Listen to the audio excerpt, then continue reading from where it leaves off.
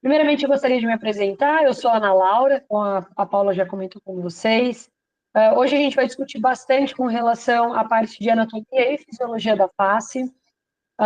É um tema que eu sempre, quando eu dou qualquer curso, né, na área de dermato, na área de estética, ou em áreas em gerais, eu sempre discuto que a anatomia e fisiologia ela é base para qualquer tipo de profissional e para qualquer tipo de intervenção, aplicação ou tratamento que os profissionais realizem. Então, por mais que a gente sempre está buscando as práticas, entrar em contato com as intervenções, com as aplicações, a gente precisa sempre ter uma boa base de anatomia e fisiologia para que, de fato, todos os tipos de intervenções e tratamentos que nós nos propusermos a fazer, a gente consiga fazer da maneira mais adequada, minimizando ao máximo os possíveis riscos que podem acontecer em qualquer tipo de intervenção e tratamento. A gente sabe que é real, mas quando a gente tem mais conhecimento, a gente consegue se blindar e ficar muito mais seguro para a realização. Então, eu falo que é um curso de início, né? Todo mundo que busca uma parte de aplicação tem anatomia e fisiologia no início. Quando a gente faz faculdade, mesmo durante a graduação, são disciplinas que são abordadas sempre nos primeiros anos e muitas vezes a gente, né, está esperando sempre a parte de aplicação, mas ela é a base realmente substancial. É a partir dela, a gente fala que nunca mais para de ouvir sobre anatomia e fisiologia, porque ela realmente que dá o suporte para que a gente consiga fazer as nossos tratamentos e intervenções da maneira adequada, tá? Bom, eu vou explicar direitinho como que vai funcionar o decorrer aqui da nossa aula, do nosso curso.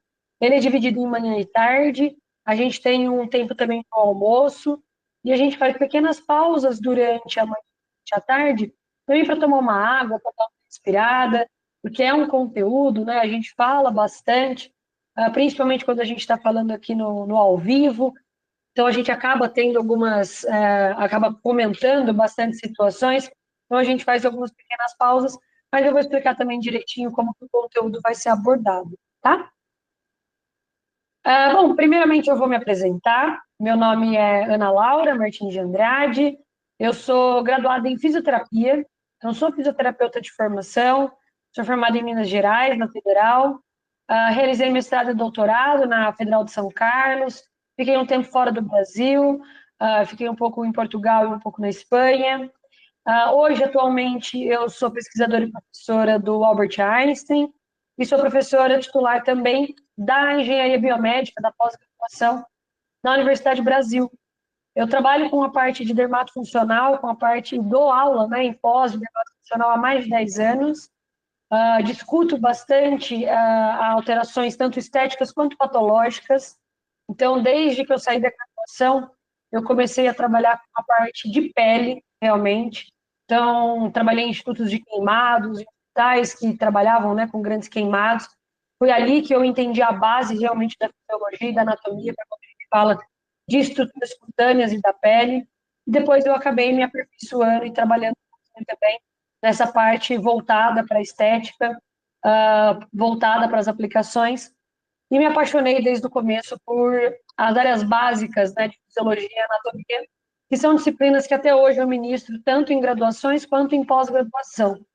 Em especial a anatomia da face, principalmente para quando a gente fala na parte de injetáveis, intervenções ou aplicações faciais. Então, é algo que eu acabo discutindo bastante aqui nas minhas aulas, tá? Pessoal, só para avisar que quando eu estou aqui na aula, às vezes eu não enxergo muito bem vocês falando. Eu estou com uma segunda tela, deixa eu até abrir o chat, segunda tela. E aí, se vocês tiverem alguma pergunta e, por acaso, eu não responda ou esteja demorando, pode me parar, pode pedir licença com o áudio, fazer a pergunta que é necessária, porque às vezes, como é duas telas, eu fico um pouquinho, né, perdida, porque na tela principal eu acabo vendo só realmente a apresentação, tá? Tô vendo que tem algumas pessoas entrando aqui ainda na aula, aqui no nosso curso, mas antes de começar, eu queria saber, para quem está online, né, se conseguiria colocar aqui no chat, qual que é a formação? Qual que, da mesma forma como eu coloquei aqui, que eu sou fisioterapeuta de formação, até para eu entender um pouquinho quem é o público, né? Para quando a gente dá um exemplo, fala alguma coisa, a gente conseguir compreender. Então, se vocês puderem colocar, por favor. Então, a Camila colocou aqui farmácia. Obrigada, Camila. A Elisa é físio. Claudineia é biomedicina, perfeito. Não sei se tem mais alguém online ainda.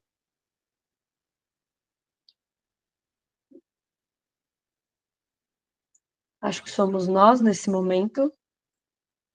Bom, então é interessante porque a gente já tem aqui, né, por mais que poucas pessoas estão nesse momento agora entrando, mas farmácia, físio, biomedicina, então todos os cursos que tiveram na base da graduação a parte de anatomia e fisiologia, só que aqui a gente vai ter de uma maneira mais específica.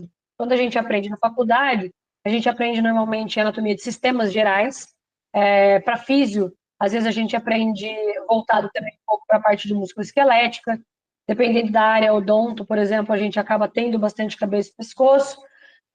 Nas outras, a gente tem rápido, claro, todas as estruturas e sistemas do corpo, mas aqui a gente vai acabar aprofundando, tá certo? Então, a gente vai fazer um pouquinho dessa discussão. Para as meninas que estão aqui, vocês já trabalham na área de dermato, na área de estética?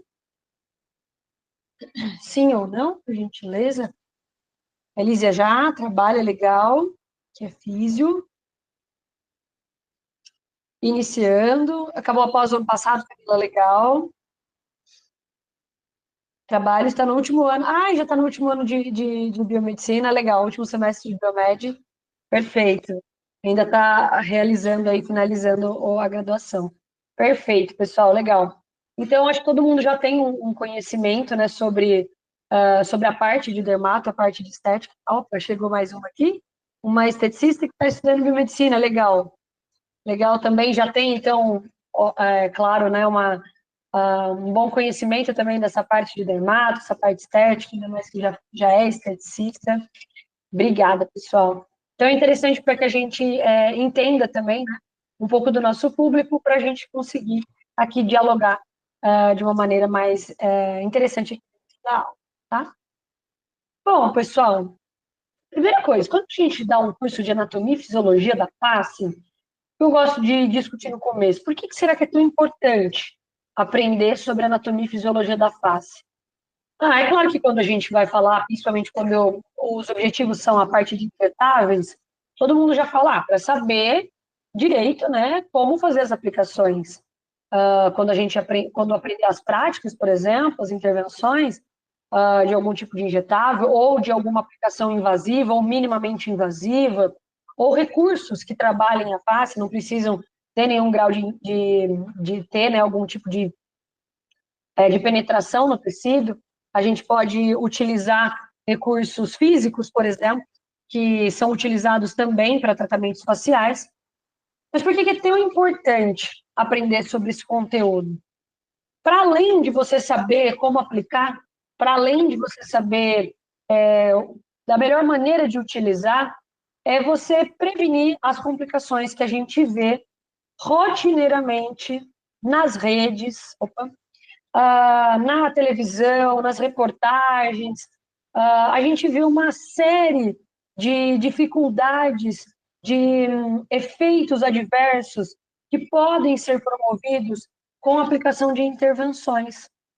E a gente está numa era onde os minimamente invasivos ou os injetáveis mesmo, invasivos, eles têm ganhado um espaço muito importante. A gente tem visto cada vez mais essa discussão. Além disso, essa área tem se ampliado muito. Até alguns anos atrás, a gente tinha poucos profissionais que eram habilitados a realizar esse tipo de intervenção. Hoje, a gente já tem uma expansão para várias áreas, né, o que é muito importante. Então, nós temos já, só pelo público a gente já consegue discutir. Então, a gente tem fisioterapeuta, a gente tem farmacêutico, a gente tem biomédico, a gente tem dentista, a gente tem médicos, a gente tem enfermeiros, a gente tem esteticistas, a gente tem vários profissionais trabalhando com essa parte estética facial. E muitos estão trabalhando agora nessa parte das aplicações dos injetáveis, dos invasivos ou dos minimamente invasivos. Então, a gente fala que sempre quando a gente tem novos poderes, né? Quando a gente adquire novas perspectivas, novos poderes dentro da nossa área, a gente também tem que ter grandes responsabilidades associadas. Porque a gente sabe que quanto mais a gente amplia esse mercado, a gente precisa ter mais e mais conhecimento, porque a gente sabe que as intercorrências são reais. A gente tem que procurar sempre ao máximo minimizar essas intercorrências, né? Buscar, como eu falei no comecinho, sempre se blindar com conhecimento realmente, para que a gente consiga ofertar para os nossos pacientes, para os nossos clientes, algo que realmente seja esperado. A gente sabe que tem algumas questões que são inerentes, às vezes, do próprio paciente, do próprio indivíduo, mas quando a gente tem mais conhecimento, a chance de um efeito adverso, a chance de uma complicação, de uma intercorrência, ela é minimizada.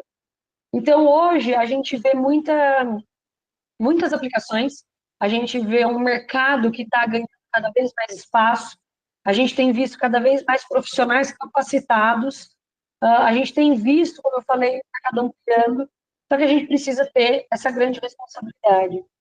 E eu falo que para quem compreende a anatomia e a fisiologia das estruturas de cabeça e pescoço, das estruturas da face, a chance de minimizar é sempre maior, de minimizar essas complicações e esses riscos são cada vez maiores. Então, aqui tem algumas chamadas, né? Claro que algumas são realmente intercorrências de difícil de prever, né? Com uma dificuldade muito grande, difícil você ter essa previsibilidade, mas a gente consegue ver aqui uma série de alterações que são causadas por diferentes técnicas e que a gente consegue identificar que acometem também diferentes estruturas. Então, quando a gente fala de face, quando a gente fala de dermato, quando a gente fala da aplicação na área de estética, a gente não está falando só de pele, a gente está falando de estruturas que compõem essa pele, a gente está falando de estruturas que compõem a área da face. Então, a face é a nossa porta de entrada, né? A gente sempre fala sobre isso. Então, a face, ela traz para a gente muito do que nós estamos sentindo, como está o nosso corpo. Ela é a nossa janela, né? É a janela do organismo. E, então, a gente precisa também ter esse conhecimento. A gente precisa saber que a face muda conforme o nosso processo de envelhecimento. E muito além de um tecido cutâneo que teve uma flacidez, muito além de um músculo que perdeu força, a gente tem perdas que são estruturais, a gente tem perdas ósseas, a gente tem perdas glandulares, a gente tem perdas hormonais que são naturais do processo do envelhecimento. E a gente precisa ter esse conhecimento na hora de fazer algum tipo de intervenção ou de tratamento. Uma intervenção numa menina de 20 anos, de 24 anos, é muito diferente de uma mulher, de uma menina depois de 35, 40 anos, ou depois dos 60 anos. Então, o que muda? Teoricamente, a anatomia é a mesma. Então, a gente tem ali as mesmas estruturas ósseas, os mesmos músculos, o mesmo tecido, só que o estado desse tecido, o estado dessa estrutura, ele muda conforme a gente vai envelhecendo, conforme vão passando-se os anos. Muda também com relação aos hábitos de vida daquele indivíduo. Então, tudo isso influencia na anatomia e na fisiologia. Para muito além do nome estrutural, de qual é o osso nasal, ou do osso zigomático, que a gente vai falar um pouco aqui na aula, não tem como fugir, a gente precisa, né, ter esse detalhamento, mas o que acontece com essas estruturas, conforme o processo de envelhecimento vai acontecendo? Por mais que a gente fala muito que estrutura óssea, por exemplo, são estruturas de orientação.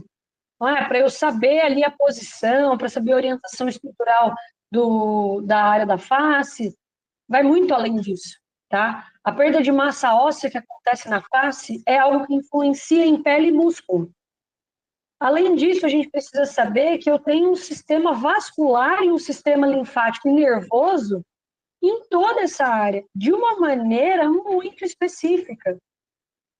De uma maneira que traz ali que a gente precisa ter uma grande delicadeza para a gente conseguir realmente entender onde estão essas estruturas, para de fato evitar, como eu falei, esses erros evitar essas complicações, esses efeitos adversos e essas intercorrências. Então, esses são pontos extremamente importantes que a gente destaca aqui já nesse começo da aula.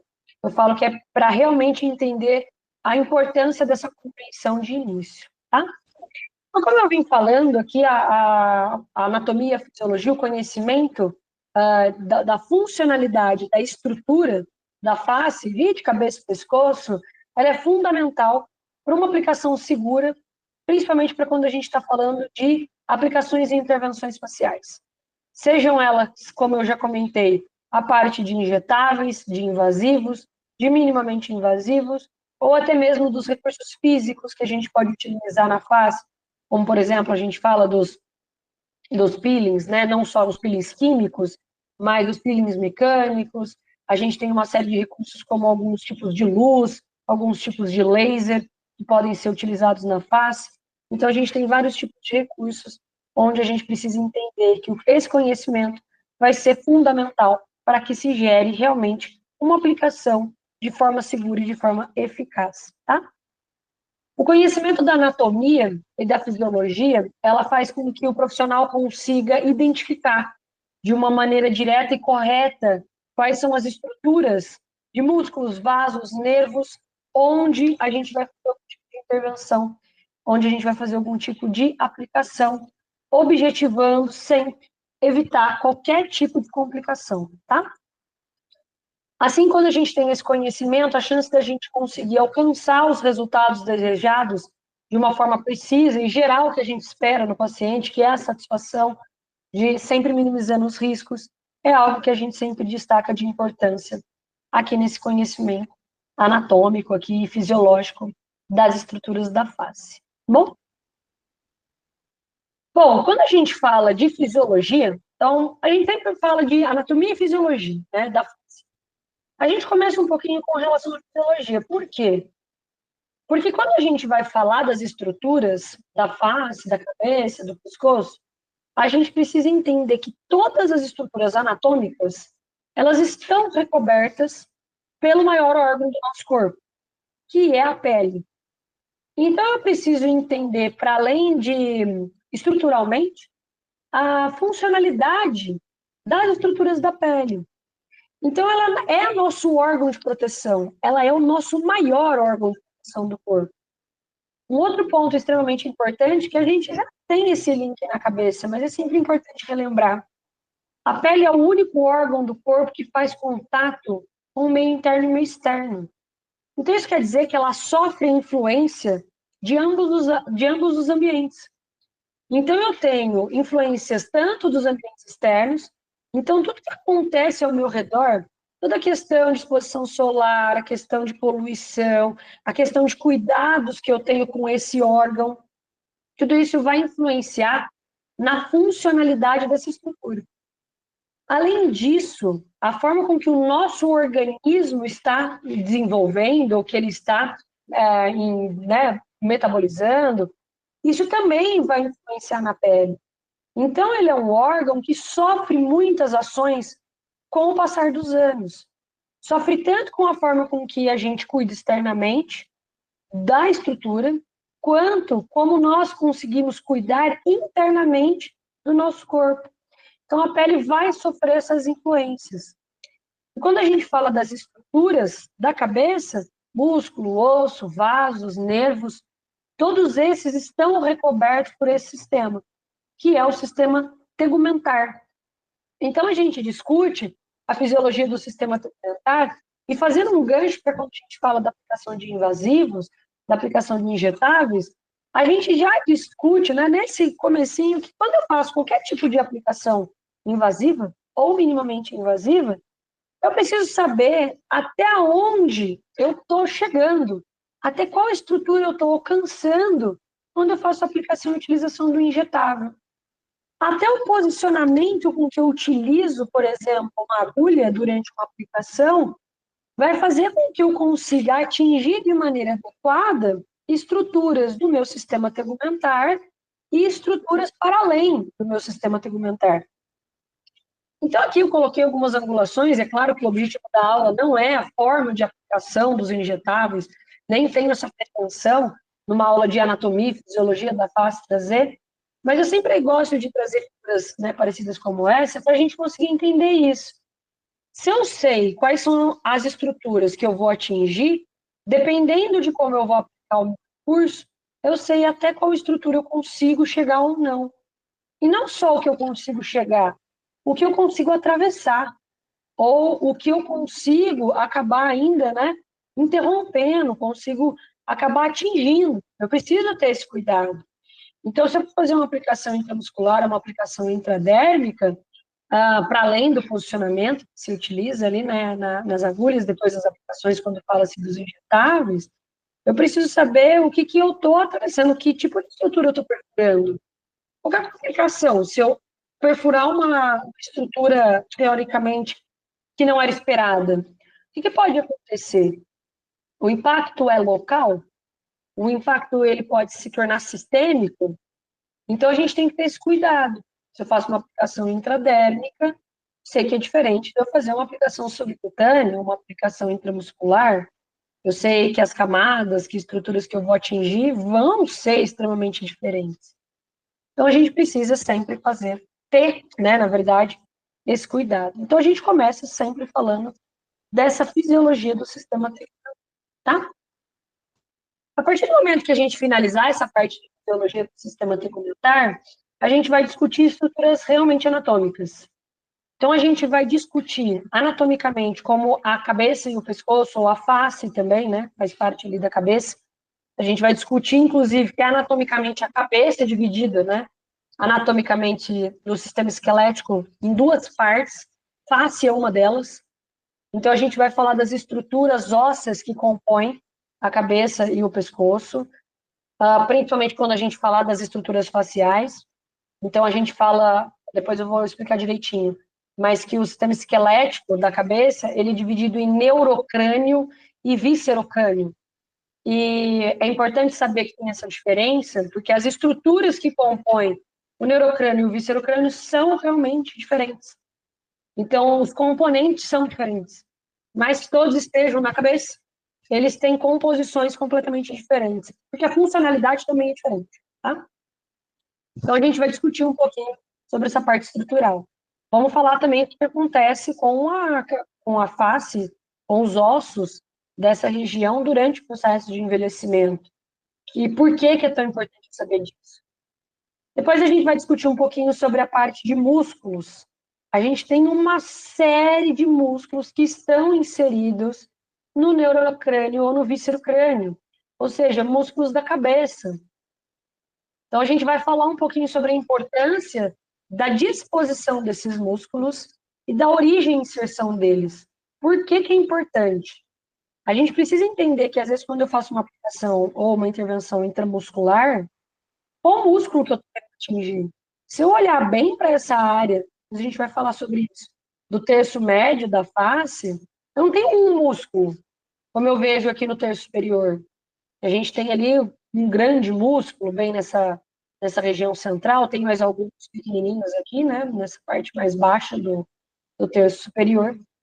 Mas a gente vai ver que no terço médio tem uma grande quantidade. Então, eu tenho que tomar cuidado para que, se eu for fazer uma aplicação, por exemplo, de um botox, qual o músculo que eu estou querendo trabalhar, querendo atingir.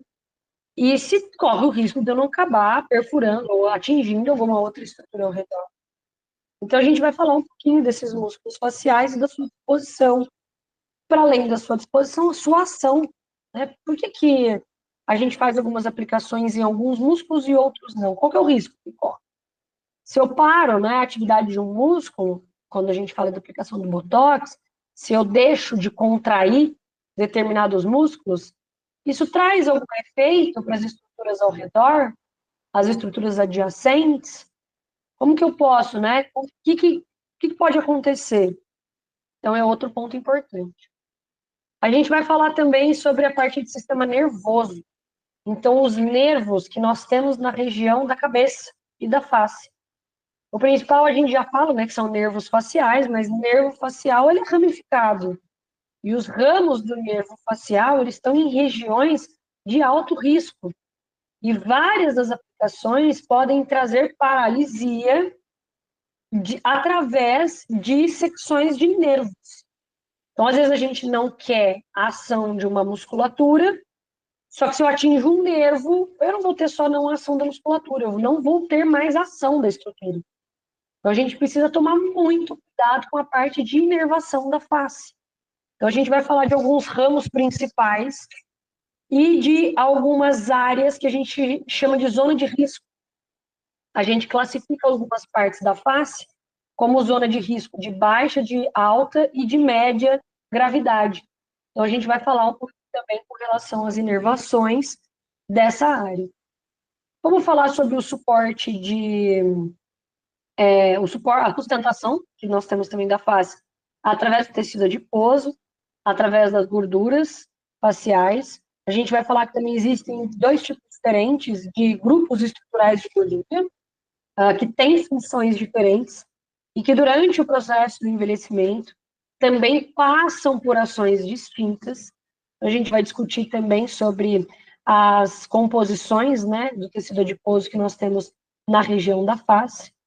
E a gente vai falar da parte de vascularização. A vascularização, ela vai ser importante para todas as outras estruturas. Então, tanto para o desenvolvimento de estruturas musculares, quanto para a manutenção da estrutura do tecido nervoso, do tecido ósseo e de composição de gordura. A gente sabe que a vascularização é quem nutre as estruturas fisiológicas e anatômicas que nós temos na região da cabeça e do pescoço. Outro ponto que também é extremamente importante, a gente vai falar dos principais vasos que nós temos, principalmente nessa zona central aqui da face, que é uma zona de risco para quando a gente fala de vascularização, e a gente vai discutir o porquê que ela é uma zona de risco. Então, quando a gente fala de sistema vascular e sistema nervoso, normalmente a gente faz esse link. Normalmente a gente tem essa relação. Estruturas nervosas, estruturas vasculares, elas estão ali entranhadas, a gente fala. Então, normalmente, quando eu passo uma estrutura vascular próxima àquela área, eu tenho uma estrutura de sistema nervoso, eu tenho nervos ali naquela região.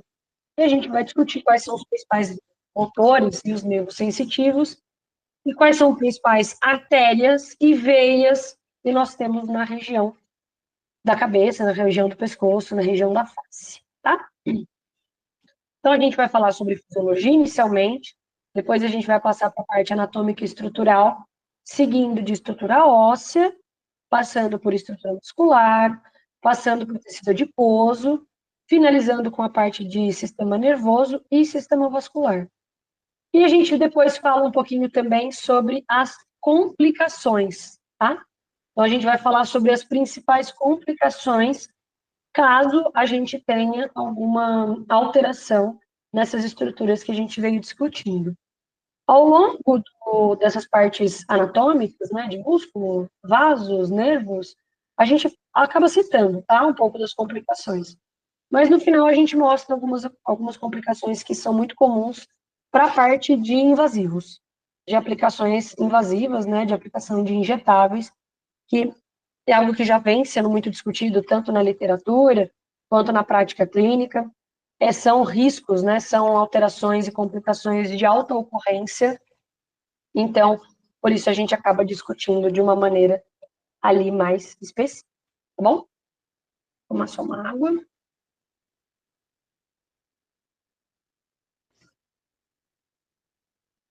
Se tiverem alguma dúvida, ou se acharem que está rápido, às vezes eu falo um pouquinho mais rápido mesmo, pode me parar, pode me pedir, por favor, devagar, que não tem problema nenhum, a gente vai conversar, tá? Bom, como eu falei, a gente começa com a fisiologia do sistema tributário. Então, a gente já discutiu um pouquinho, falando que a pele é o nosso maior órgão do corpo. Mas, e a gente falou, né, porque é tão importante, né, saber que a pele sofre as influências de meio interno, de meio externo, tudo que a gente faz do lado de fora e tudo, e a forma que a gente cuida do corpo vai influenciar na pele. Mas por que é tão importante entender o sistema tegumentar? Então, quando a gente fala da importância de se entender o sistema tegumentar, a gente destaca que se eu for trabalhar com uma intervenção, seja ela invasiva ou não, eu preciso pensar em qual camada que eu estou esperando atingir. Então, qual camada que vai receber a intervenção? Então, se eu estou pensando no minimamente invasivo, no invasivo ou no físico, o que eu quero, né? Qual camada que eu quero atingir? Qual camada que eu quero que receba esse tipo de intervenção? Aí depois a gente aprofunda. Mas quais são as células e as características dessa camada? Ah, eu quero que chegue na estrutura adiposa. Quero que chegue na derme. Não, é uma coisa mais minimamente invasiva, ou é um recurso físico que eu quero que estimule a epiderme. Mas o que que tem nessa área? O que eu tenho que ter de cuidado ali naquela região? Como que funciona? Qual que é a influência de uma camada sobre a outra? Ah, então se eu quero atingir a derme, se o meu objetivo é trabalhar algo estrutural derme, isso influencia nas outras camadas? A gente precisa ter essa discussão. O que que a derme faz com relação à epiderme? Ou qual que é a função dela em relação à tela subcutânea? Tem influência? Não tem? Se eu atingir ela, as outras camadas sofrem alteração? Não sofrem? Então, isso é importante para a gente destacar. E o que que eu posso estimular ou o que eu posso perturbar de cada camada? É o que eu vim comentando. Se eu sei quais são as células e as características dessa camada, dependendo do que eu vou fazer, o que pode acontecer? Pode chegar numa estrutura de vaso sanguíneo, pode chegar numa estrutura nervosa, de um nervo principal, de um ramo sensitivo, de um ramo motor. Eu posso atingir determinadas células, isso pode influenciar, por exemplo, a sua atividade, né, ou na sua composição estrutural. Então, a importância de se entender a fisiologia do sistema tegumentar está em, a partir do momento que eu quero trabalhar com a pele, o que que vai acontecer com essa pele? O que que eu quero atingir nessa pele, nesse sistema? O que eu quero estimular? O que eu tenho que tomar de cuidado? Como que elas vão, como que naturalmente o sistema se comporta, tá? Então, esses são pontos que a gente destaca de importância. De uma maneira conceitual, a gente fala que o sistema tegumentar ele é formado por um conjunto de estruturas que formam esse revestimento externo, que é chamado de tegumento, e que desempenha várias funções no organismo. Quando a gente vê uma imagem de pele, normalmente a gente vê uma imagem igual a essa, do canto esquerdo da tela, e quando a gente vê histologicamente uma pele, é o que a gente está vendo aqui do lado direito. Então, isso aqui é uma histologia. O que quer dizer isso? Tirei um pedaço da pele, coloquei numa lâmina e olhei no microscópio. E aí eu estou identificando estruturas ali da pele. Então, a gente vê sempre desenha, né, bonitinho assim, mas uma pele, ela apresenta características, como a gente está conseguindo ver desse lado direito aqui da pele, da tela, muito diferente. Então, aqui, para a gente conseguir identificar o que, que é como chama, uma estrutura dérmica, então a gente tem na estrutura derme, por exemplo, folículo piloso. Cadê o folículo piloso aqui na imagem histológica? Quando eu olho aqui na minha estrutura, beleza, bonitinho, bem desenhada, glândula sebácea, glândula sudorípara. Agora, quando eu olho aqui na histologia, que é a pele real, como que é esse comportamento? Então, o que a gente faz muito, né, na área de pesquisa, na área das intervenções, quando tem complicações, a gente fala que no hospital, que pode, né, que a gente tem retirada de tecido, a gente olha como que a pele está se comportando, até para a gente entender estruturalmente o que está acontecendo, principalmente quando teve algum tipo de complicação, tá? Então, essa é o nosso foco fisiológico desse momento. Para quando eu falo das funções da pele, a gente destaca várias funções. A pele do sistema tegumentar em geral, né? Então, aqui a gente tem algumas imagens. Mas para quando a gente fala de função, qual que é a principal... Como a gente destaca as principais funções? Quando eu penso no sistema tegumentar, quando a gente pensa na pele, a primeira coisa que a gente pensa é em proteção. Porque se é um órgão que recobre tudo, é porque está protegendo tudo, né? Então, mas para além da gente falar que a pele tem essa função de proteção, a gente destaca que nós temos na pele funções de permeabilidade seletiva, uma função de regulação térmica, Ela tem como função o ajuste na metabolização de algumas vitaminas e tem função de sensibilidade tátil e térmica. Como que a gente destaca a questão de proteção? Como que a pele protege? Quando eu penso na proteção, eu posso pensar, por exemplo, na proteção contra radiação. Então, a gente sempre pensa na radiação ultravioleta porque a gente tem o nosso corpo exposto ao sol. Então, é um tipo de radiação que naturalmente a gente se expõe. Então, a pele, ela é uma estrutura de proteção. Só que se eu não cuido da estrutura de proteção, eu posso trazer depois danos, tanto para essa estrutura quanto para algo mais interno. Então, quando a gente fala proteção do sistema tributário, por mais que a pele protege, a gente fala, se a pele protege, quem protege a pele? Então, a gente precisa, né, a gente utiliza de alguns recursos para proteger essa pele. Então, para quando eu falo da proteção da radiação ultravioleta, a pele consegue barrar os raios ultravioletas de forma que as estruturas internas não sejam afetadas por essa radiação. Só que também fazendo um gancho com isso, a pele, quando ela recebe uma exposição de radiação, desde que de forma controlada, ela tem um auxílio na metabolização de algumas vitaminas. Então, a gente sabe que a ação da vitamina D, por exemplo, a metabolização da vitamina D, ela depende muito da exposição solar, da exposição do nosso corpo ao sol. É claro, de uma forma controlada, a gente não pode ficar exposto horas no sol, a gente tem ali determinados horários de pico, que eles acabam trazendo mais malefícios do que benefícios. Então, a gente tem essa questão da metabolização de vitaminas que precisa dessa radiação e que a pele precisa dessa absorção, dessa radiação para ajudar. Mas quando a gente fala dessa questão de proteção, a gente tem uma estrutura que está protegendo, por exemplo, contra a radiação. Só que, para além de proteger da radiação, ela protege, por exemplo, contra agentes poluentes que estão no ar. E quando eu falo que a pele tem uma ação de permeabilidade seletiva, o que quer dizer isso? Quer dizer que a pele consegue servir como uma barreira para impedir com que alguns componentes atravessem o sistema. Só que, ao mesmo tempo, a gente tem uma permeabilidade na pele. Então, alguns componentes, algo que a gente, por exemplo, passa na pele, pode ser absorvido. Então, ela consegue ter essa permeabilidade seletiva. Ela consegue ter a capacidade de absorver algumas substâncias e retrair outras, e não permitir a entrada de outras substâncias. Por quê? Por causa da sua característica estrutural histológica e da sua funcionalidade, da sua fisiologia do documento. Tem como a gente alterar essa permeabilidade da pele? Tem. Se eu danifico estruturas que têm como função ter essa permeabilidade seletiva, ser como uma barreira, se eu danifico essas barreiras, eu acabo permitindo que algumas substâncias que eram para ser barradas, para que não sejam, para que não entrassem dentro do organismo, conseguem atravessar. E às vezes até de forma simples a gente consegue fazer isso. Às vezes de maneira intencional. Então, às vezes a gente precisa retirar algumas proteções. Vamos dizer assim, a gente retira a proteção por um pequeno espaço de tempo com cuidado. É o que acontece quando a gente faz peeling.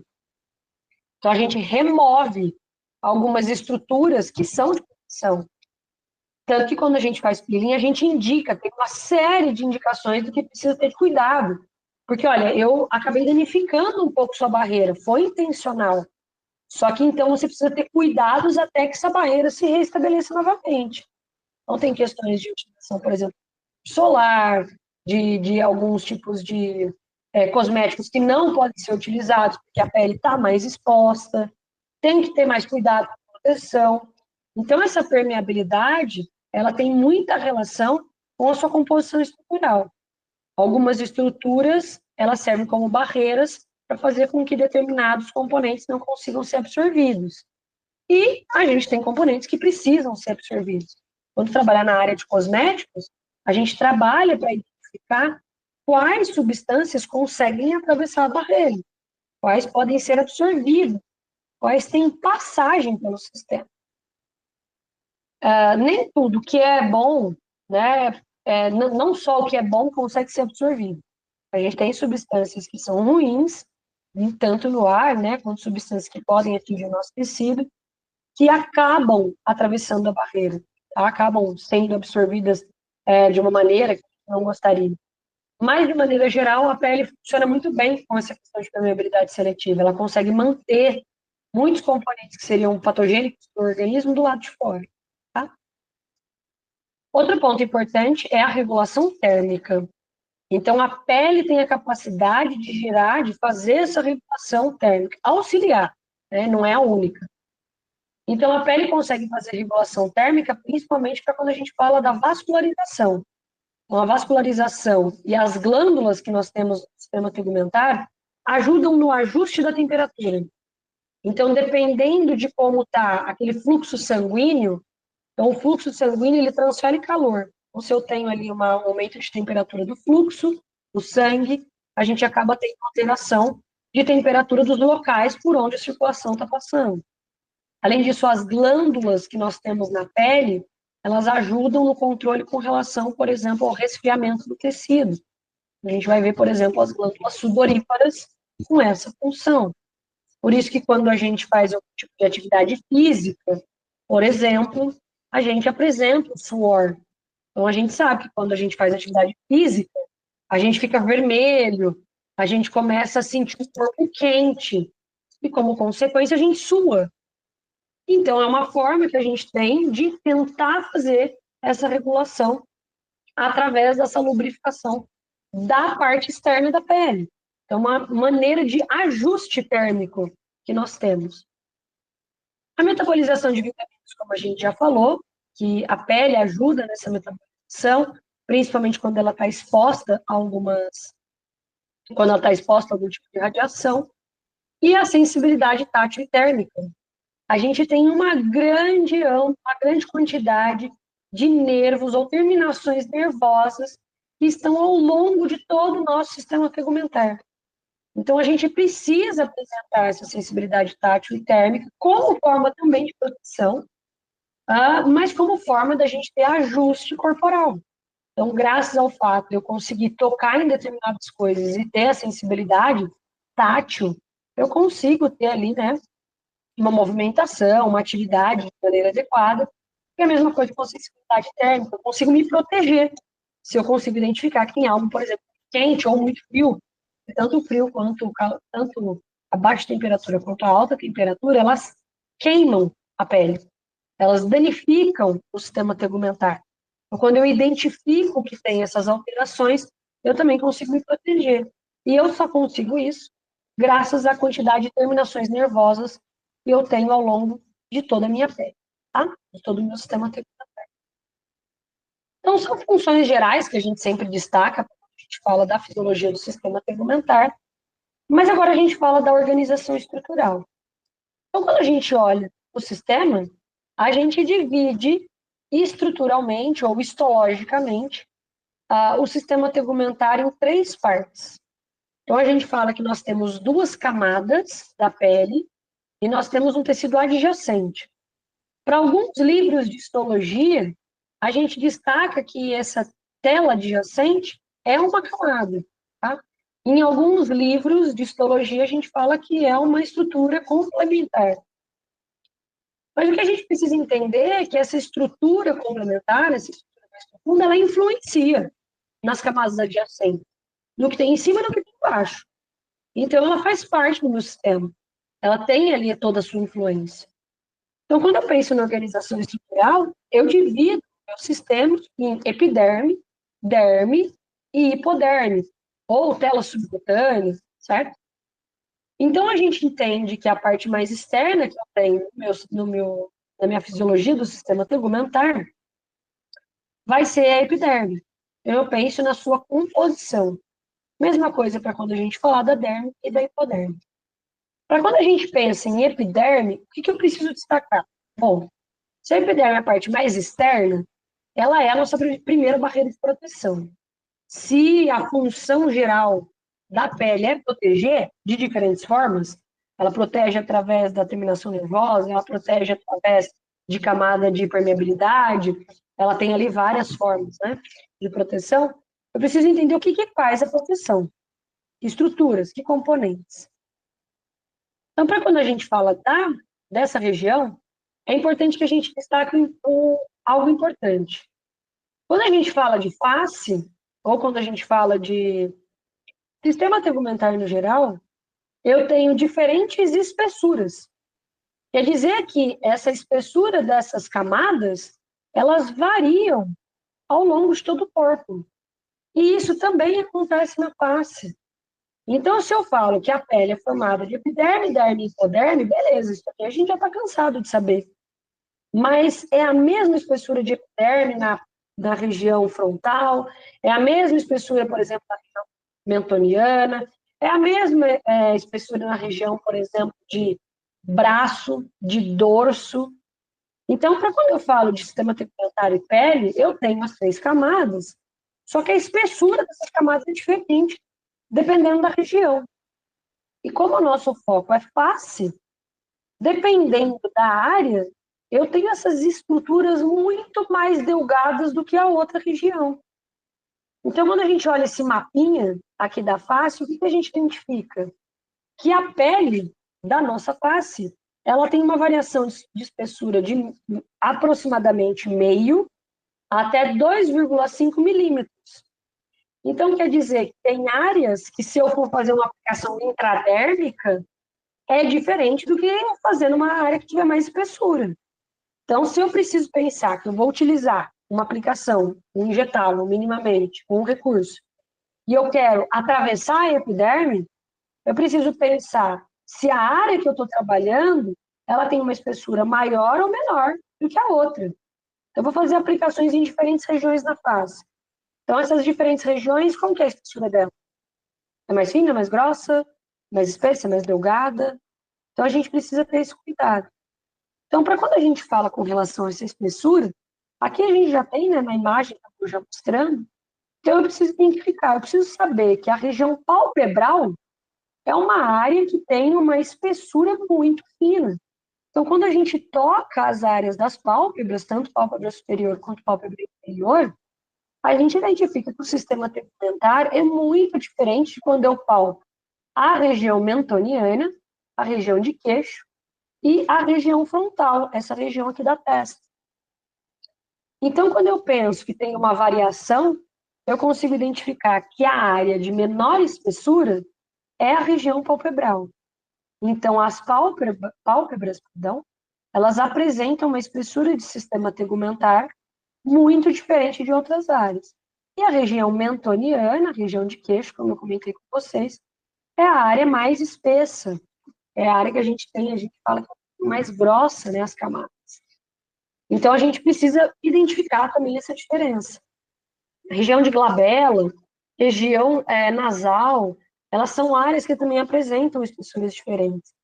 Então, a gente precisa pensar nessa discussão. Eu tenho epiderme, derme, hipoderme, mas é que a gente precisa ter um pouco mais de cuidado, dependendo da área. A hipoderme em si, como tela de adjacência, a gente praticamente não tem em algumas regiões, tá? Ou é muito fininha, a gente vai ver depois a seguir. Mas essa espessura, como eu comentei, é variável. Então, a área que é mais espessa é a região mentoniana. A área que é mais delgada é a região palpebral. Tá? Bom, como eu falei para vocês, a gente começa falando no sistema tegumentar sobre a epiderme. E aí, quando a gente fala assim, ó, a definição de epiderme ela é um tecido, quando pega um livro de histologia, a primeira frase, ela é considerada um tecido epitelial estratificado, pavimento e queratinoso. É assim que vem a definição de epiderme. Tá, o que quer dizer isso? Então, a gente tem um tecido epitelial, um tecido específico, estrutural, que é estratificado, ele é pavimentoso e ele é queratinoso. Então, a gente consegue identificar. Então, o tecido, né, o tecido epitelial, uma característica específica do conjunto de células que nós temos nessa região de epiderme. Por que estratificado e por que pavimentado? Porque a epiderme não é uma parte só.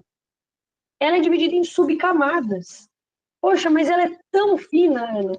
Ela é realmente muito fina. Se a gente for comparar um tecido epitelial, se a gente comparar a epiderme com a derme, a gente sabe que a derme é mais robusta. Então, quando a gente olha histologicamente, vou voltar ali rapidinho. Então, quando eu olho a histologia do sistema, ó, aqui a gente tinha do lado direito da tela uma lâmina histológica. Essa parte aqui de cima, ó, que eu estou passando de amarelinho, isso aqui é epiderme. Tudo que tem embaixo, nessa região aqui, daqui para baixo é tudo derme. Então a gente pensa, pô, a epiderme é essa parte aqui externa, tá bom, beleza, né? Uma camada simples. A derme é muito mais complexa, de fato, né? A derme tem uma complexidade maior, a gente vai falar. Mas a epiderme, ela também tem suas características que precisam ser lembradas. Então ela é dividida em estratos e pavimentos. E por que a gente fala estratificado e pavimentado? Porque ela é dividida em subcamadas e essas subcamadas estão sobrepostas. Então, eu tenho uma camada sobreposta à outra. Então, por isso que a gente fala estratificada pavimentada. Subcamadas, uma sobre a outra, certo? Em pavimento. E queratinoso. Por que queratinoso? Porque se a gente pensa, bom, está querendo definir algo, é muito específico, né? Porque está falando ali estratificado pavimentoso, queratinoso. O que quer dizer queratinoso? É a abundância da principal célula. Então, o que a gente mais tem na epiderme? Queratinócitos. Então, a gente tem os queratinócitos, que são algo que dá uma boa base estrutural para a epiderme, e os queratinócitos se renovam continuamente. Ah, continuamente quando? Ao longo do dia, a gente vai tendo renovação de queratinócitos. A gente vai tendo ali a formação, começo de formação de novas células, e a gente faz com que esses queratinócitos, com que células mais antigas, células mais velhas, elas se movem pelos pavimentos da epiderme. Então, quando eu falo que a epiderme é nesses estratos, nessas subcamadas, a gente destaca a camada córnea, a camada granulosa, a camada espinhosa e a camada basal. Em algumas áreas de pequena espessura, essa camada granulosa, ela apresenta, né, uma espessura muito mais fininha. E ela quase não apresenta, né, eu vou chamar essa mudança entre granulose e córnea, tá? Mas o que a gente sabe? Que as células que são renovadas, elas começam a dar o ajuste estrutural da epiderme, e as células velhas, elas vão indo para a região mais superficial, mais externa, para que elas sejam removidas. Isso pode ser removido ao longo do tempo, naturalmente, ou através de algumas intervenções, alguns recursos simples, a gente consegue fazer essa retirada de extrato córneo, por exemplo, tá? Então, esse extrato córneo nada mais é células que passaram pelo processo de envelhecimento, perderam função, elas estavam nos estratos, nos pavimentos mais inferiores, só que a partir do momento que foi tendo renovação, essas células elas vão trocando de pavimento até chegar à superfície para ser ali retirado. Por isso que às vezes quando a gente esfrega o tecido, a gente vê como se fossem pedacinhos de pele saindo, ou tecidos, né? Realmente são células que a gente vai perdendo, vai retirando. Quando a gente faz algum recurso, como alguns peelings, até peeling mecânico mesmo, não é nada muito invasivo, a gente consegue retirar essa camada, esse extrato córneo, essas células envelhecidas. E por que a gente retira às vezes? Pergunto, por que às vezes a gente precisa retirar a camada córnea, o extrato córneo? Se quiserem me falar ali pelo chat, por que a gente faz essa remoção desse extrato córneo? Qual o objetivo? Alguém conseguiria dizer? Por que a gente retira extrato córneo da pele? A gente faz essa retirada, muitas vezes, do extrato córneo para permitir que alguns outros componentes possam ser absorvidos. Eles consigam atingir depois as outras áreas. Ótimo, perfeito. Obrigada, Claudineia. Obrigada. Melhora de permeabilidade. Então, eu retiro essa camada córnea porque eu preciso alterar a permeabilidade. A gente não falou que a permeabilidade era seletiva? ela era seletiva por causa das estruturas que compõem. Então, eu retiro o extrato córneo quando eu quero que algo seja mais absorvido. E por isso que depois a gente tem que tomar cuidado, porque não é só o que a gente está passando, que a gente está aplicando, que é mais absorvido, é qualquer outra coisa. Eu tirei um extrato, tá? Então, isso é a camada córnea. Outro ponto importante da epiderme são as células. Eu falei que a gente tem queratinócitos, que é a célula mais abundante. Mas vocês saberiam me falar, sem olhar ali no restante da apostila, quais são as outras células que eu tenho na epiderme que são extremamente importantes, além dos queratinócitos? Se puder colocar no chat. Quais outras células que eu tenho, além dos queratinócitos, que são importantes na epiderme?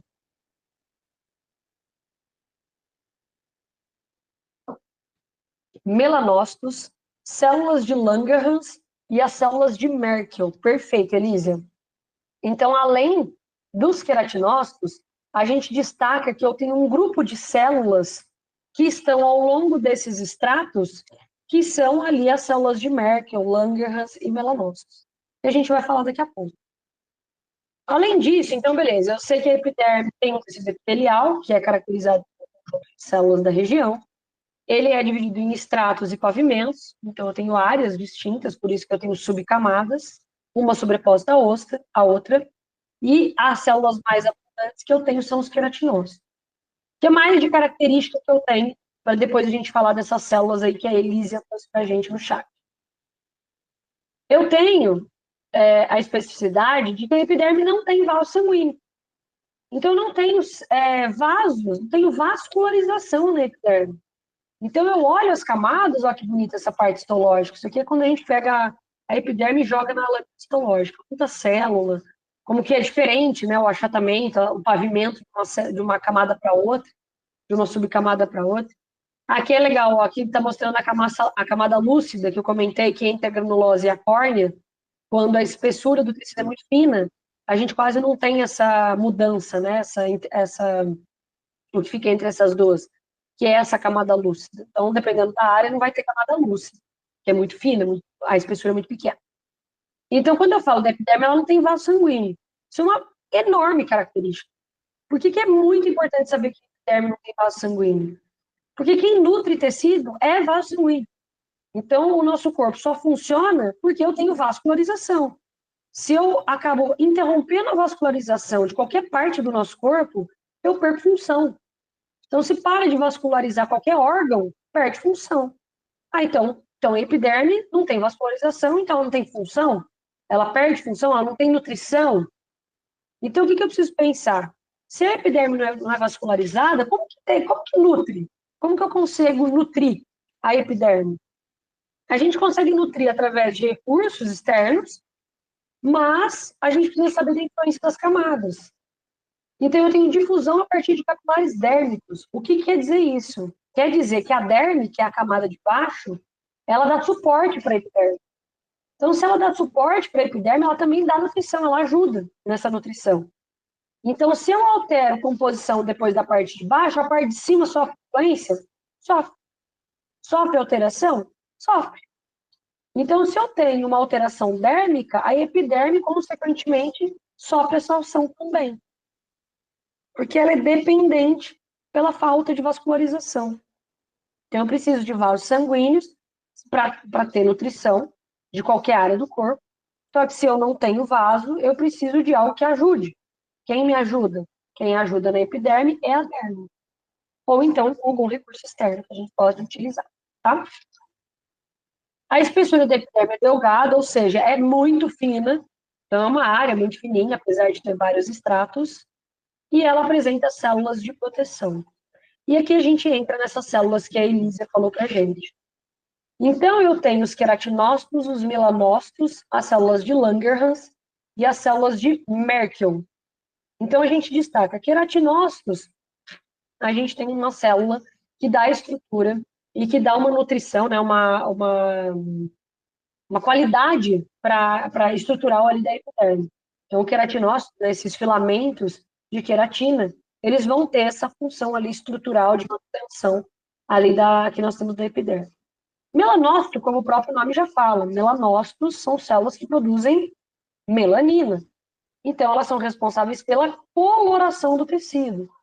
Então, se eu tenho algo de alteração de melanócitos, eu tenho alteração de coloração de tecido.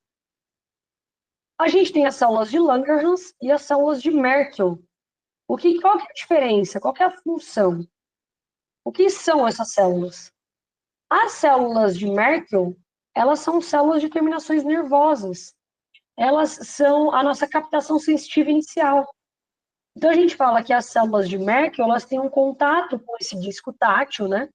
Então, é uma célula de comunicação que transfere informação de sensibilidade.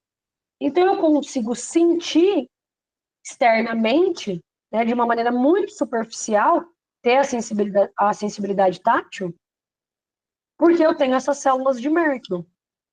Quando a gente faz um corte na epiderme, vocês já devem ter visto, já devem ter sentido isso. Às vezes, o papel sulfite passa raspando, às vezes, na pele, principalmente na região de mão, né, na palma da mão, e corta. Só que não sangra.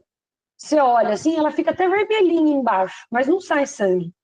Aí você olha, tem uma pelinha levantada. O que aconteceu? Eu tive ali uma lesão de epiderme. E arde, mas não sangra. Por que eu sinto que doeu? Porque eu atingi células de Merkel. Eu atingi terminações nervosas. Porque na epiderme tem. Por que não sangrou? Porque não tem sangue. Por que está vermelho? Porque se a epiderme está logo em contato com a derme, se eu trago uma retirada dessa parte de proteção externa, a parte de baixo está exposta. Então, ela sofre ali uma mínima alteração e fica tudo avermelhado. Então, as células de Merkel é uma célula que a gente fala que tem como essa função de enviar informações sensitivas. Ela faz parte das terminações nervosas do corpo. E as células de Langerhans? As células de Langerhans são células de proteção. O que quer dizer isso? Elas fazem parte do nosso sistema imunológico, tá certo?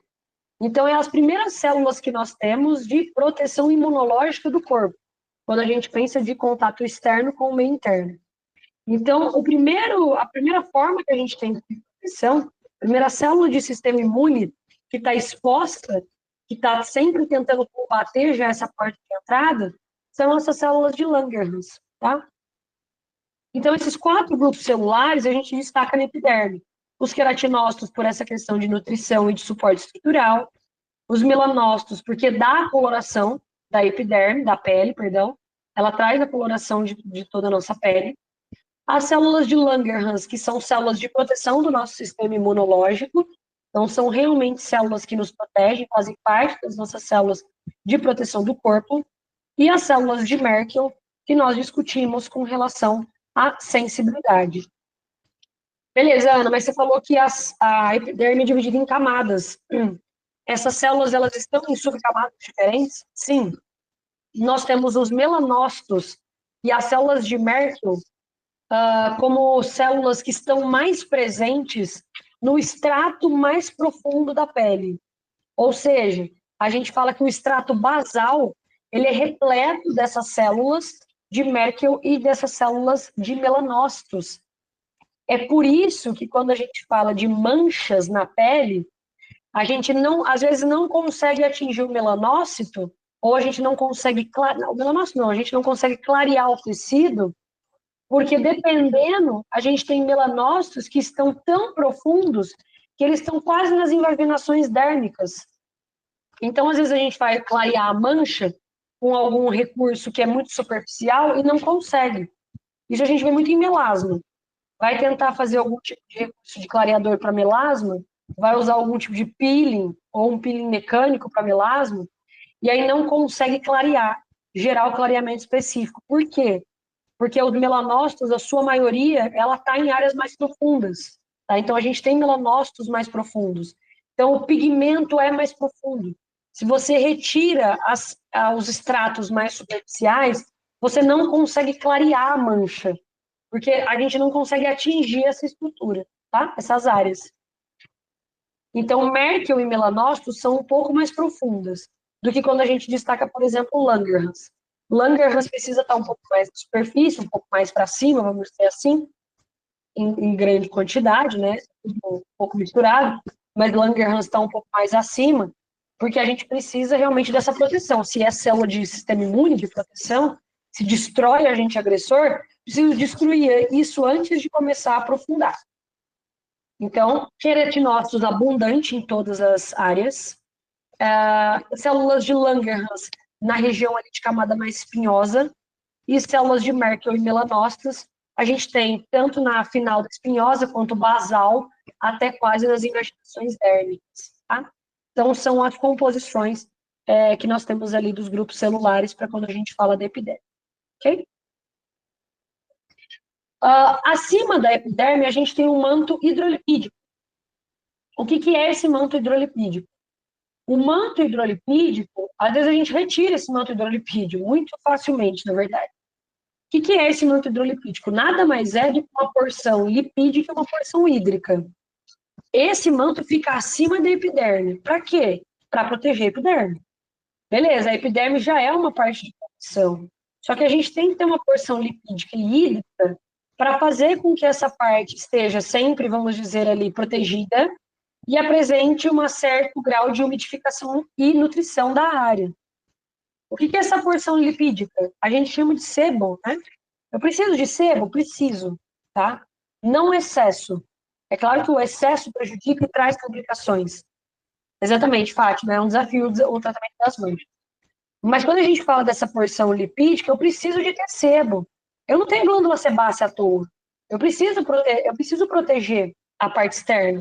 Então, eu preciso do sebo. E a porção hídrica é água perdida, por exemplo, durante a transpiração natural. Então, a gente vai ver depois a glândula sudorípara. Então, eu tenho uma porção lipídica e uma porção hídrica que fazem esse manto. E tem uma maneira muito fácil de tirar esse manto, que às vezes o pessoal faz em casa e nem percebe. O que a gente passa na pele que pode tirar manto hidrolipídico? Vocês saberiam me falar? Se quiser colocar aqui no chat. Como que facilmente eu consigo remover esse manto hidrolipídico? O pessoal às vezes remove e nem percebe, principalmente da face. O pessoal acaba tirando, e isso deixa a pele mais exposta, deixa a epiderme mais exposta. Como que facilmente eu tiro esse manto hidrolipídico? Para quem trabalha, às vezes, com a parte de estética, às vezes os pacientes, né, os clientes usam alguns componentes, né, alguns recursos, e eles nem sabem que estão tirando o manto hidrolipídico. Alguém saberia me dizer como que tira esse manto?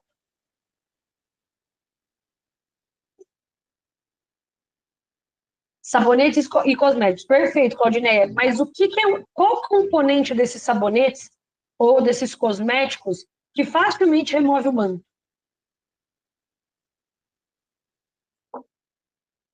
Uma esfoliação. Então, quando eu uso esfoliantes, como a gente fala, vai retirar. Mas tem algo mais fácil ainda, que na época dos nossos pais, nossos avós, eles usavam, falavam que ficava com a pele linda. Tem até um produto que é específico. O pessoal usava antigamente, falava, nossa, minha pele ficava muito boa. E isso fazia tirar o manto hidrolipídico. Álcool, a Claudineia falou ali. Alguns componentes à base de álcool. Leite de rosas, leite de colônia, né? É claro que tem algumas variações, mas isso era muito utilizado antigamente.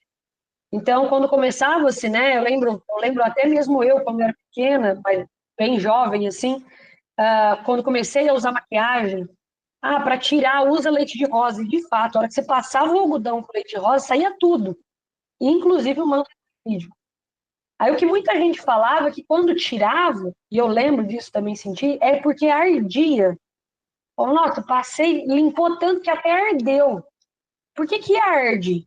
Porque, de novo, eu estou deixando o sistema tegumentar exposto, tá? Então, esse manto hidrolipídico, de novo, o excesso é ruim mesmo, tá? Então, para quem produz muito, para quem tem muito sebo, a gente sabe que isso vai trazer complicações.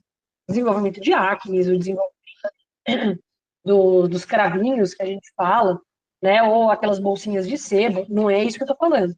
De uma maneira natural, a gente precisa dessas porções lipídicas e hídricas. E quando a gente passa recursos à base de álcool, por exemplo, rotineiramente, ou esfoliantes rotineiramente, a gente pode acabar retirando esse manto. É por isso que é importante saber o tipo de pele. Se eu tenho uma pele seca e uso esfoliante de uma maneira, não é que não pode usar, mas se eu uso de uma intensidade muito alta, eu estou sempre deixando a pele muito exposta, porque naturalmente esse manto já é formado com mais dificuldade, ou ele já tem uma composição muito mais fininha.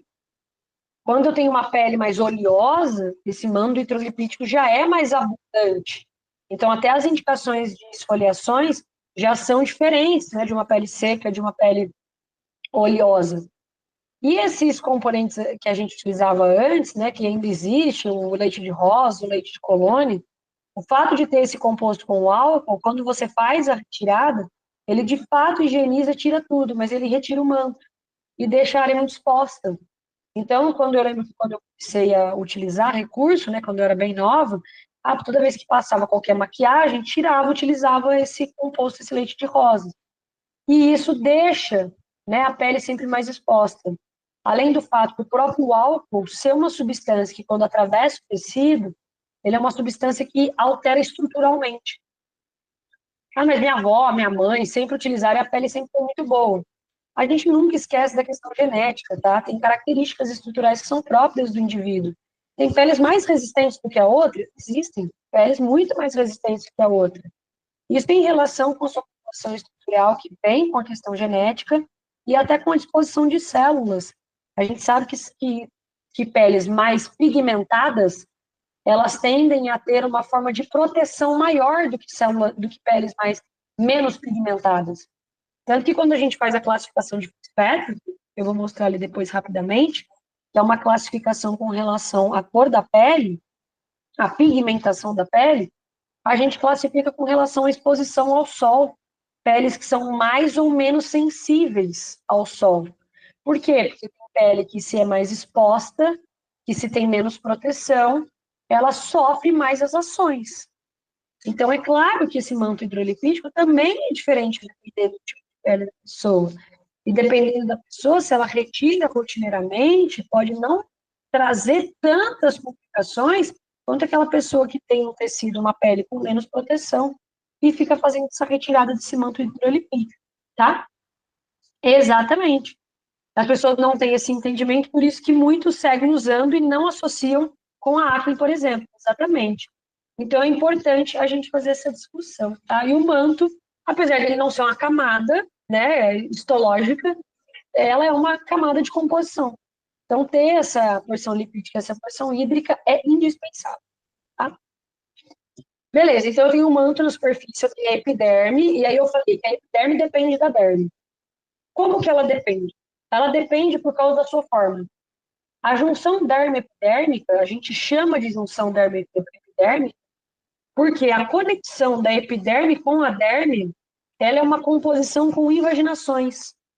E, de novo, quando a gente vê as fotinhos, desenhos, né, os desenhos didáticos, é super bonitinho. Mas quando eu olho a lâmina histológica, também é bonitinho. Olha como é que é bonitinho as invaginações. Conectou derme com epiderme. Se eu faço essa conexão, faz com que eu consiga trazer nutrição para o tecido. Então, essa junção, perdão, dermo-epidérmica, ela é muito importante a sua forma, porque ela dá suporte, ela faz a troca de nutrientes e a sinalização celular entre elas. Eu passo informações das células de Merkel, que são as terminações nervosas mais superficiais, para as partes mais internas por causa da junção dermo-epidérmica, tá? Então, essa junção, de novo, também não é uma camada. A junção é só para mostrar que esse suporte que a derme dá para a epiderme é por causa da sua forma. Então, ter as invaginações fazem com que eu tenha uma conexão direta. Beleza? Bom, a partir daí a gente entra agora realmente na derme. Então, o que eu tenho na derme? Poxa, a derme, a gente fala que a derme é a casa de máquinas da pele. Por que é a casa de máquinas? Porque é a funcionalidade do sistema tegmentar está nela. A epiderme sofre, a gente já falou, a influência dela diretamente, e a hipoderme também. Então, toda a complexidade do sistema tegumentar, ela está na derme, por causa da sua composição. Lá atrás eu falei que eu tinha a epiderme como um tecido epitelial. Aqui eu tenho um tecido conjuntivo. Então, o tipo de tecido é diferente que eu tenho para quando eu falo da derme, tá? Por que esse tecido conjuntivo é feito? Para chamar de tecido conjuntivo, eu preciso de alguns componentes específicos. Quais são eles? Eu tenho colágeno, eu tenho elastina e eu tenho os proteoglicanos. Ótimo. Então, quer dizer que essa composição de tecido conjuntivo é graças a essa estrutura, a esses componentes. Exato. Por que eu tenho colágeno, elastina e proteoglicanos? Para que a derme consiga ter função, consiga desempenhar ação de elasticidade, maleabilidade e resistência. O que quer dizer isso? Quer dizer que eu só puxo a pele, solto, e ela volta para o lugar porque o meu tecido é conjuntivo, porque eu tenho colágeno, elastina e proteoglicanos. Então, eu só permito ter elasticidade e maleabilidade por causa disso. Então, eu só consigo movimentar a pele porque eu tenho esse composto. Além disso, dá resistência. Então, o colágeno e a elastina, ela dá suporte e dá resistência para o tecido. A minha pele, quando eu aperto, não volta direto. Por quê? Porque o processo de envelhecimento influencia diretamente no tecido conjuntivo da pele. Então, a perda da colágeno e da elastina fazem que elasticidade, maleabilidade e resistência sofram com as ações do envelhecimento. Só com as ações do envelhecimento, com as ações dos meios do meio externo também. Por que a gente fala isso? E com o envelhecimento ele vai acontecer com todo mundo. Em algumas pessoas ele vai acontecer com mais ou menos qualidade. O que influencia na qualidade? A característica do indivíduo, a genética vai influenciar, mas os hábitos influenciam diretamente. Exposição ao sol, alimentação, hidratação, isso vai influenciar no tecido conjuntivo, isso vai influenciar em quantidade de colágeno do corpo e de elastina. E não é só da pele, tá? A gente não tem colágeno só na pele, a gente tem colágeno em todos os tecidos moles. Na verdade, a gente tem colágeno até no osso. Mas a gente precisa ter esse colágeno resistente, essa quantidade de colágeno. A gente vai perder naturalmente, infelizmente, mas a gente tem como evitar essa progressão rápida. A gente tem como diminuir essa degradação, né, de uma maneira, através desses componentes externos, através de intervenções, de cuidados, de tratamentos, de hábitos. Então, a minha pele só consegue sair e voltar para o lugar, ela só consegue ser elástica e maleável por causa da composição de colágeno, elastina e proteína dessa região, tá? E como eu mostrei aqui nessa figura, que a gente olha na imagem da tela, eu tenho aqui a derme sendo dividida em derme papilar e derme reticular. O que quer dizer isso? Quer dizer que eu tenho uma mesma camada, que é a derme, com um tecido um pouco diferente na parte mais superficial e na parte mais profunda. O que é a derme papilar? A derme papilar ela é formada de tecido conjuntivo frouxo que formam as papilas dérmicas.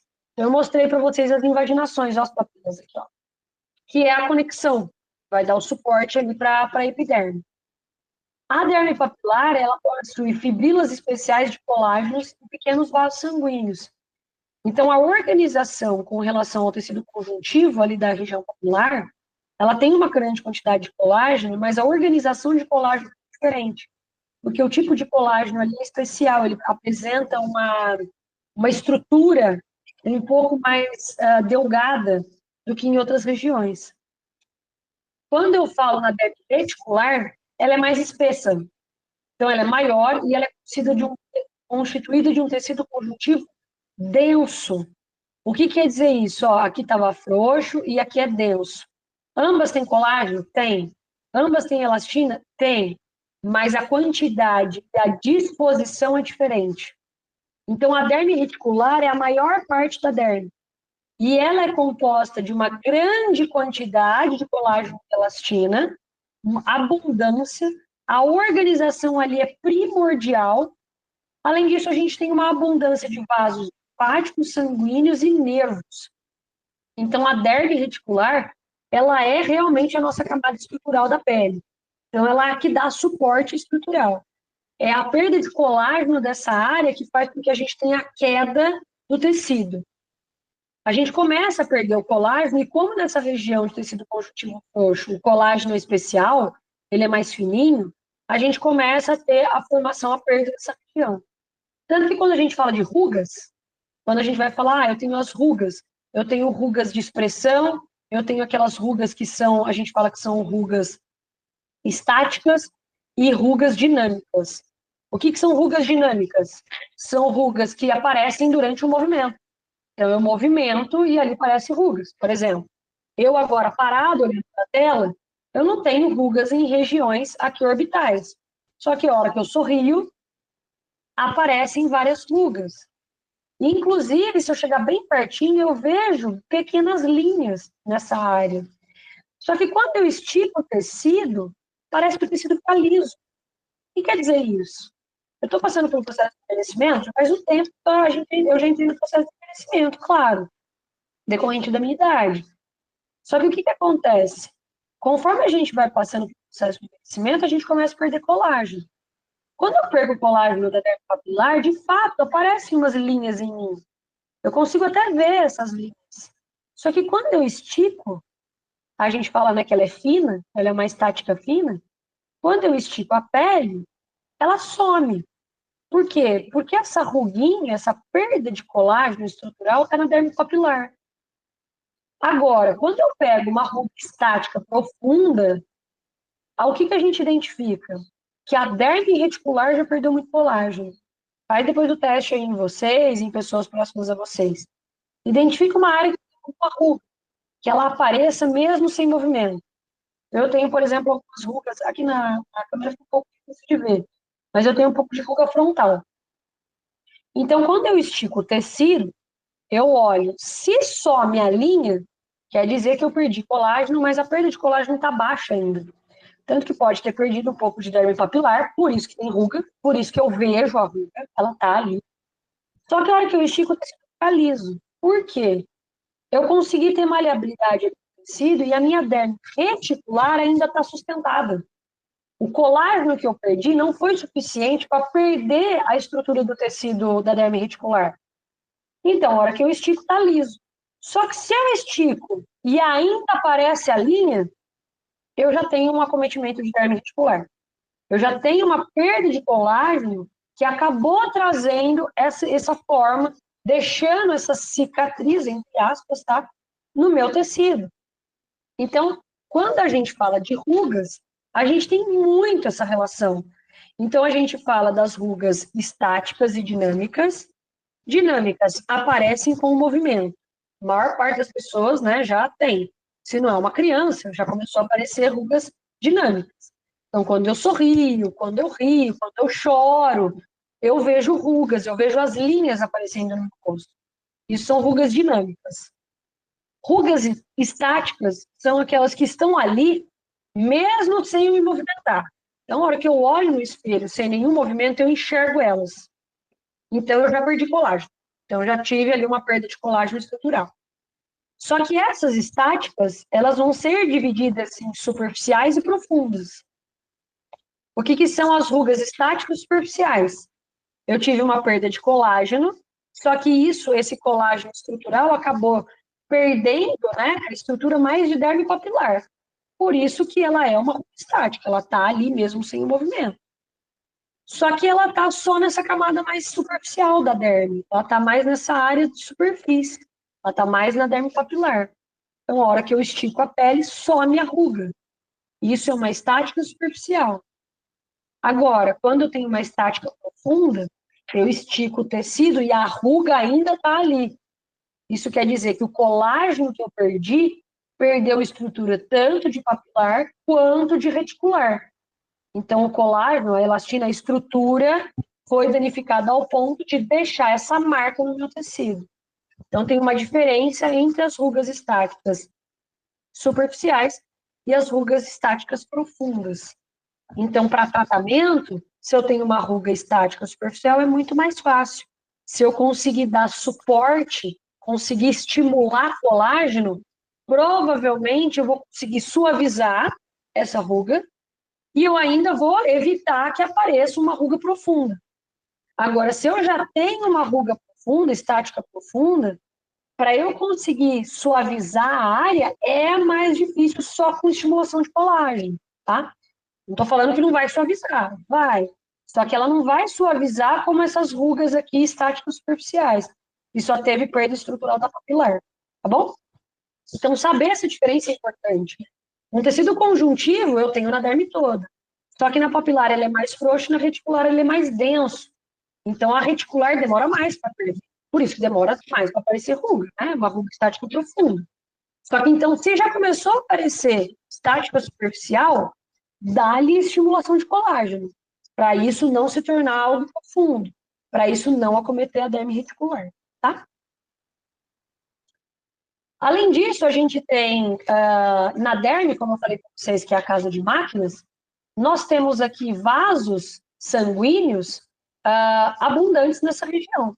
Então, eu tenho veias e artérias e capilares nessa região e uma grande quantidade de terminações nervosas livres. Ou seja, eu tenho células nervosas. Então, a gente tem ali os discos de Merkel, que eu fazia conexão com a epiderme, no estrato basal, mas eu tenho várias outras terminações nervosas. Então, eu tenho os corpúsculos de Ruffini, de Pacini, o bulbo de Krause. O que são isso? Elas são terminações nervosas que captam diferentes características de sensibilidade. Captam sensibilidade tátil, mas captam também sensibilidade térmica e sensibilidade dolorosa, tá? Então, são as terminações que nós temos também na derme. Outros componentes da derme, além de vasos, veias, de capilares, veias e artérias, e os nervos, são as glândulas anexas. Nós temos as glândulas sebáceas, as glândulas sudoríparas, e nós temos os folículos pilosos. O que são essas glândulas? Para que servem essas estruturas anexas?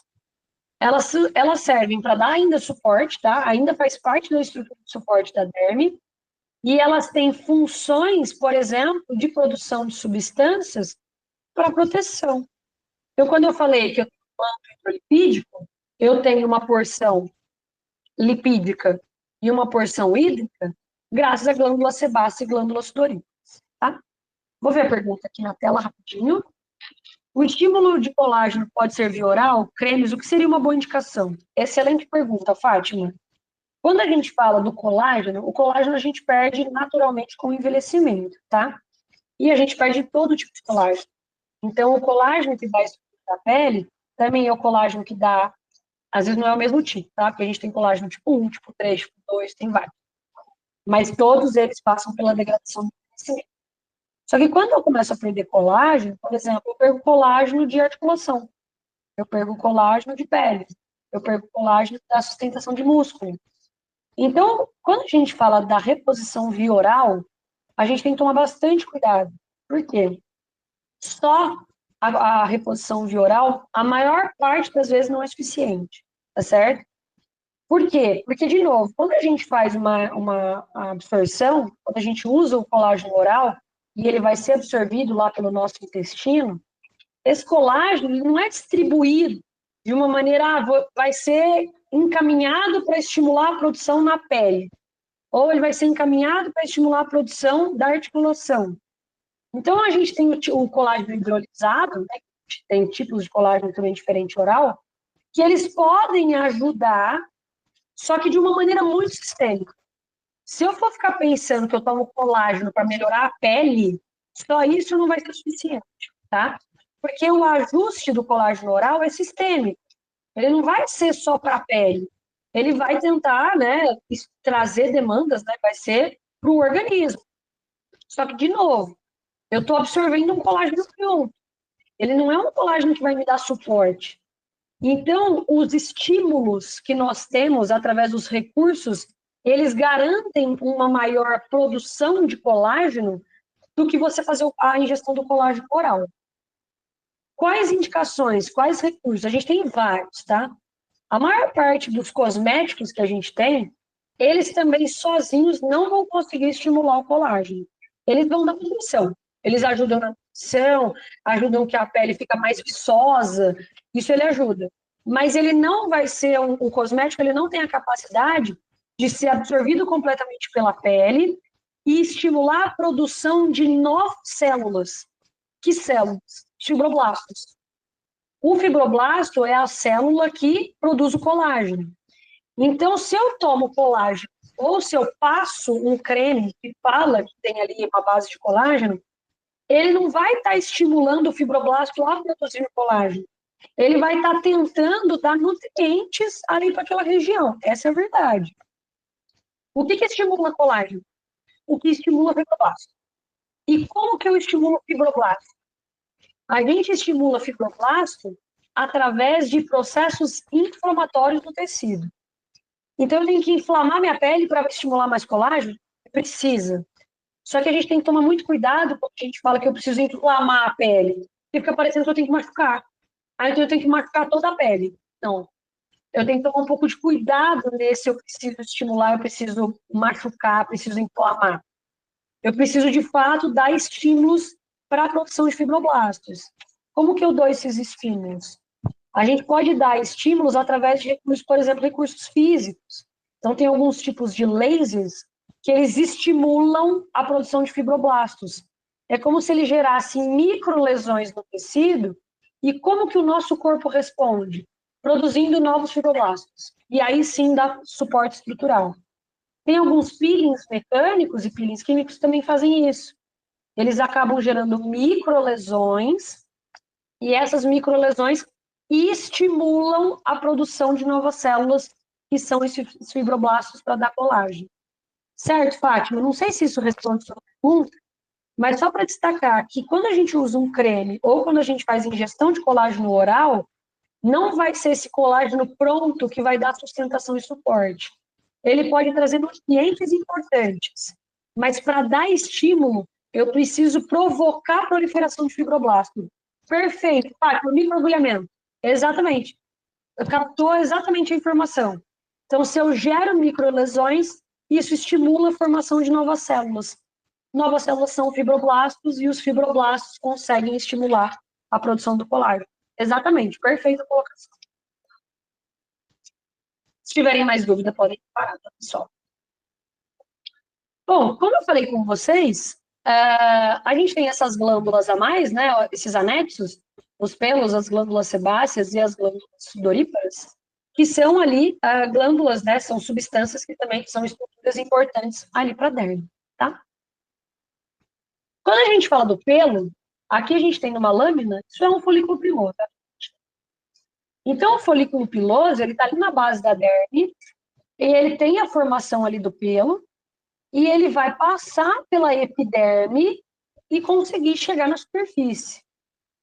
Isso para quando a gente não tem nenhum pelo encravado, que o pessoal fala, né?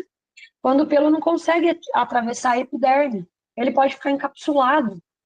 Então, o trajeto do pelo é sair da derme, percorrer um espaço e sair pela epiderme. Só que dependendo de como está a epiderme também, às vezes esse pelo não consegue atravessar. E isso gera aquele pelinho que a gente fala, né, que o pessoal usa normalmente como pelo travado. Então, a gente fala que precisa ter a retirada, né, precisa ter a saída do pelo ali da região. Senão pode inflamar? Pode.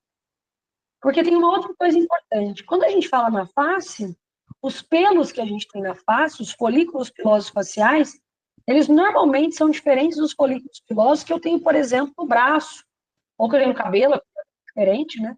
Ou que eu tenho em outras regiões, como, por exemplo, na região de axilas, ou na região de virilha.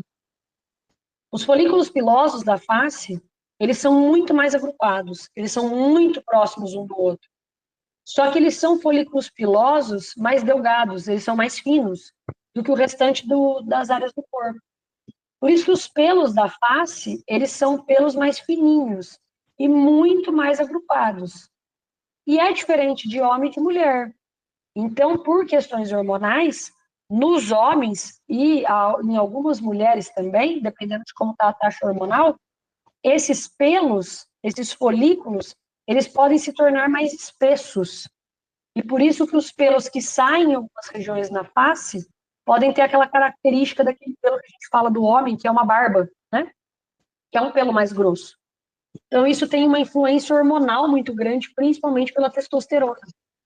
Por isso que algumas mulheres que apresentam SOP, que é o ovário policístico, ou que apresentam níveis de testosterona um pouco alterados, que normalmente pode acompanhada de SOP, eles apresentam pelos na face mais delgados, mais espessos, perdão, mais grossos do que o normal.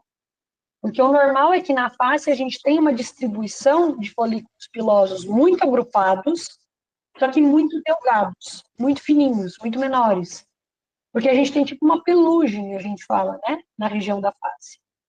Se a gente tem ação hormonal, ele consegue estimular alguns folículos e esses pelos conseguem ser um pouco mais espessos.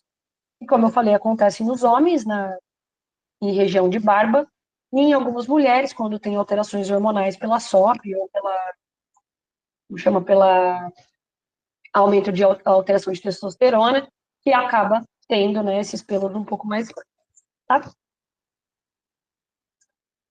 Todo o pelo vem acompanhado de algum tipo de glândula associada. E a glândula que vem acompanhada ao pelo são as glândulas sebáceas. As glândulas sebáceas, aqui é histologia, tá? Uma glândula cutina. Ela está conectada com o músculo eretor do pelo. Então, o pelo ele consegue se movimentar, tanto que a gente arrepia, né? Por que a gente arrepia e o pelo sobe? Porque do lado do pelo tem glândula, do lado do folículo tem glândula sebácea e músculo eretor. Por isso que quando altera a sensibilidade, o pelo sobe. Ele arrepia, a gente fala, por causa dessa movimentação. Entre o pelo, o folículo piloso e esse músculo eretor, a gente tem a glândula sebácea. Para quê? Porque o sebo produzido pela glândula precisa sair do tecido. Para quê? Para formar um manto hidrolipídico. E por onde ele sai? Pelo pelo. Isso também ajuda o pelo a sair, passar pelas subcamadas da epiderme e chegar lá no topo. Então, o pelo fica lubrificado, consegue atravessar as camadas, chegou na superfície, o sebo se espalha, forma o manto hidrolipídico. Então, ele vai drenar ali o folículo piloso, lubrifica o pelo, né? E ele tem uma ação tóxica. Na verdade, ele tem uma ação de proteção, a glândula sebácea. Ele previne a entrada de alguns micro-organismos. Então, ele tem essa ação também. Então, sempre ao lado de um folículo piloso, eu tenho uma glândula sebácea com um músculo eretor. O músculo eretor, que é por isso que o pelo consegue ficar arrepiado, e a glândula sebácea, que é por isso que a gente forma manto hidrolipídico, e por isso que o folículo piloso, o pelo consegue sair pelas estruturas, porque ele fica ali umidificado, né, lubrificado, consegue passar pela superfície, e a hora que ele sai, ele forma ali ele consegue formar ali tá? A gente tem glândulas sebáceas de uma maneira mais abundante em algumas regiões. Isso já é natural na face. Então, quando a gente fala da zona T, a gente fala de uma área que pode apresentar maior quantidade de ação das glândulas sebáceas. Então, a zona T é caracterizada pela região clitoriana, região aqui do nariz e essa região da fronte, e essas áreas elas são abundantes em relação às glândulas sebáceas. Por isso que a maior parte das pessoas apresentam a formação ali dos cravos de acne nessas regiões, tá certo? Porque se eu tenho mais sebo, eu acabo apresentando, né, posso apresentar ao desenvolvimento de algumas outras alterações, como as acnes e aqueles pequenos cravinhos que aparecem em algumas regiões. Principalmente nariz, a gente vê, né, essa abundância. Tanto que muita gente fala, né, que passa a mão no nariz está sempre oleoso. Isso é porque a zona T apresenta essa maior quantidade de ação glandular. Outro ponto, essas glândulas sebáceas sofrem, já falei, ações hormonais. Então, dependendo da nossa taxa hormonal, a glândula sebácea trabalha mais ou menos. Por isso que na adolescência, a glândula sebácea trabalha bastante. Por isso que é na adolescência que aparecem as espinhas, as acnes, né? Ou então os comedões, os cravos, por causa desse estímulo que é feito pelos hormônios. Então, tanto os hormônios da testosterona quanto os hormônios de estrógenos que nós temos no sexo feminino, eles estimulam a ação glandular. Então, se eles estimulam a ação glandular, eles produzem mais sebo. se produzem mais sebo, o sebo tem sua função, mas em excesso, ele pode gerar o desenvolvimento das acnes e dos comedões, tá? Então, é uma outra característica que a gente destaca para quando fala de glândula sebácea. E na zona T, eles vão ter mais ação já naturalmente. Então, quando sofrem as ações hormonais, a gente acaba tendo mais desenvolvimento nessas áreas. Outro ponto, nessa área do vento, é muito comum a gente apresentar acne em mulheres durante o período de menstruação, também em relação com hormônios. Tanto que a gente fala que até é uma acne hormonal, quando ela é muito característica na região do queixo, nessa região mentoniana. Sofre muita ação hormonal, e isso acaba gerando aumento da produção de sebo, e isso acaba gerando formação ali de comedões e acnes nessa região, tá? Com o passar dos anos, a gente vai tendo alterações hormonais. Ao passo que a gente tem as quedas hormonais, isso vai influenciar também na atividade sebácea. Então, a pele começa a ficar mais ressecada. Eu diminuo o manto hidrolipídico com o envelhecimento. Porque se a glândula sebácea depende do hormônio e com o envelhecimento eu tenho queda hormonal, consequentemente, eu vou produzir sebo, tá? Então, são características que são importantes da gente destacar. Hein? Por isso que, de novo, a gente está mais suscetível a alterações durante o envelhecimento. Se o manto hidrolipídico é formado por sebo e eu perco sebo, então eu vou ter ali uma consequência também de proteção, de lubrificação durante o meu processo de envelhecimento. Certo?